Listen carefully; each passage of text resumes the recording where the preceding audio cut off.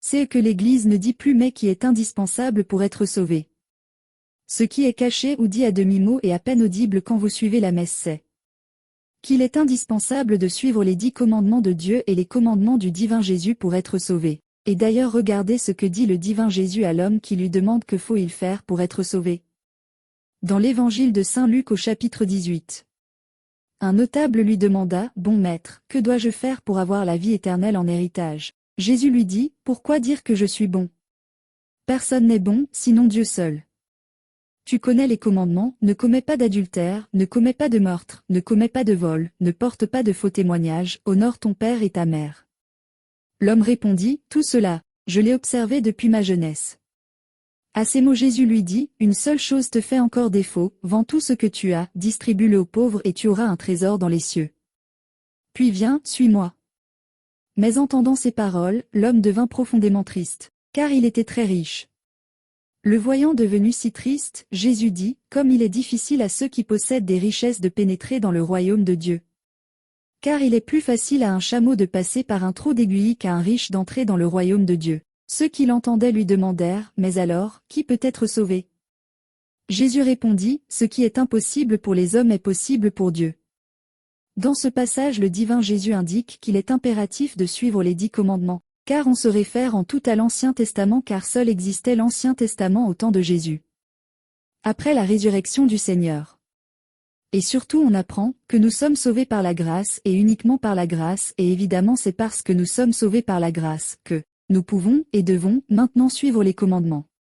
Le divin Jésus, ayant pris sur ses épaules le poids de la sentence de mort souvent immédiate, qui pesait sur les hommes et femmes ayant vécu, avant sa venue, lorsqu'ils transgressaient la loi transmise à Moïse, par Dieu. Qu'est-ce que la loi de nos jours pour les chrétiens? Ce sont les 10 commandements, ainsi que les commandements du Seigneur, et les lois de l'Ancien Testament, uniquement celles, qui se maintiennent après la résurrection du Christ.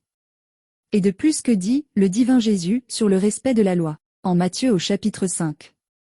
Ne croyez pas que je sois venu pour abolir la loi ou les prophètes, je suis venu non pour abolir, mais pour accomplir.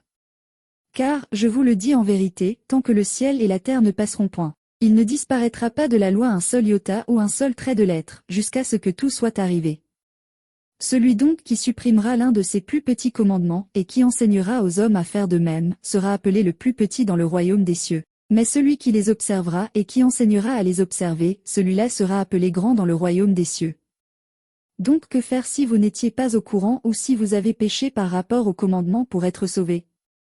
Se confesser vous assure le pardon, mais avec un repentir sincère et surtout le devoir de vous corriger du péché après la confession, c'est-à-dire de ne plus le commettre à nouveau. Donc, faire une confession générale depuis l'enfance est indispensable. Mais que faire si vous êtes retombé dans le péché et donc, en danger de mort spirituelle et de mort physique? Avec la plus grande urgence voici le seul moyen reconnu par l'Église catholique et efficace. Le seul moyen efficace que le Seigneur nous a donné, dans son infinie miséricorde, est de prier, le chapelet de la divine miséricorde, qu'il a donné, à sœur Sainte Faustine Kowalska, par ce chapelet reconnu par l'Église catholique pour le monde entier, le Seigneur a promis de se placer entre la personne et Dieu le Père Tout-Puissant et de nous faire miséricorde à chacun de nos péchés, même si ce chapelet est prié une seule fois. On peut dire ce chapelet auprès d'un agonisant et l'effet est identique. On peut le dire à l'intention d'un pécheur endurci pour que au moment de sa mort, le Seigneur se présente devant lui et lui demande s'il veut le suivre et il lui indiquera qu'il recevra miséricorde. Je précise que dans ce cas, vous pouvez prévenir la personne pour qui vous priez afin qu'elle ne soit pas prise au dépourvu au moment de sa fin de vie du choix que lui permettra de faire le Seigneur Jésus.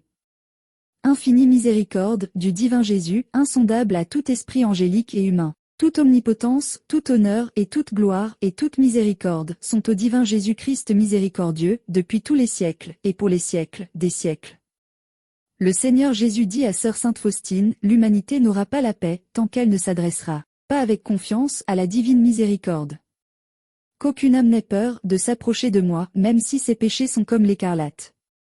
Même si elle compte plus de péchés qu'il n'y a de grains de sable sur terre, tout sombrera dans l'océan de ma miséricorde, une précision importante. Le premier dimanche après Pâques est la fête de la miséricorde divine. Demandée par le divin Jésus et instituée par saint Jean-Paul II.